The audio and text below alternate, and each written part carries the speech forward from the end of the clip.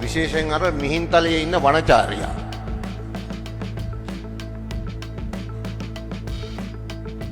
තනිකර කතා කරන්නේ කුණු හරප.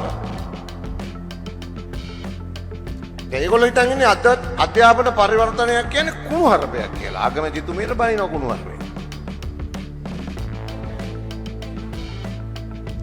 ඔයගොල්ලෝ දන්නවා විධායක ජනාධිපති ක්‍රමය ලංකාවේ බිහි වුණාට පස්සේ අගමැති කෙනෙකුට ඉඩක් තිබ්බේ නැහැ රටේ.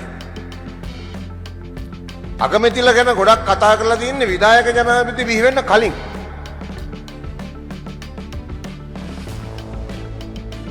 විධායක ජනාධිපති කෙනෙක්ගේ පාලනය යටතේ ලංකාවේ මේ තරම් කතාබහට ලක්වෙන අගමැතිවරියක් නැහැ. අගමැති කියන තනතුරක් නැහැ ලංකාවේ.